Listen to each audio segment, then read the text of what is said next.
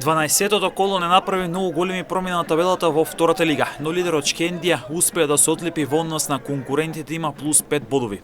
Брегалници го доживеа првиот сезонски пораз, откако го загуби дербито на истокот од Беласица со минимални 0-1, меч кој го следевте на М-нет телевизија, а надпревар кој го реши Капсаров со неговиот гол, а Брегалница не реализираше пенар, а трагичар беше Темелков.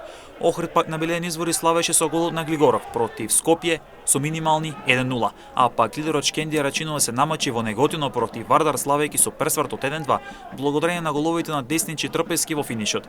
Детони Плачковица со 2 гола во самиот финишот над преворот одигра 2-2 против Саса и дојде до бод, а рударите по мечот со соопштение се жалено судиската арбитража.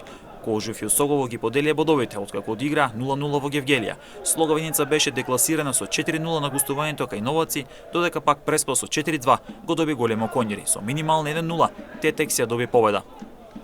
Шкендија рачиново побегна на врвот од табелата со 5 бодови предност во однос на конкурентите Брегалница и Охрид.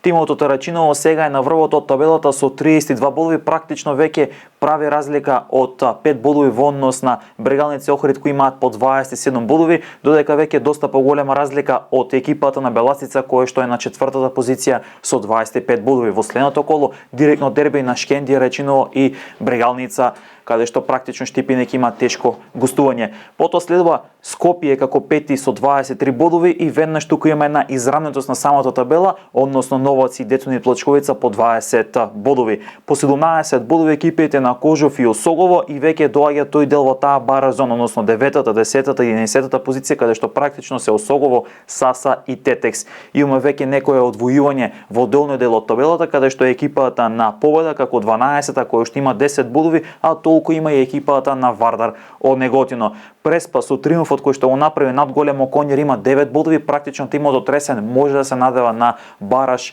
некаде таму во тие места кои што гарантираат можноста за опстанок во лигата преку бараш, додека пак екипите на Слоговиница која што е претпоследна со 4 бодови, Големо Конјери кој што е на ното од табелата со само 3 бодови, веќе имаат сериозни проблеми и практично овие две екипи се најзрелите кандидати за испаѓање во третата македонска фудбалска лига.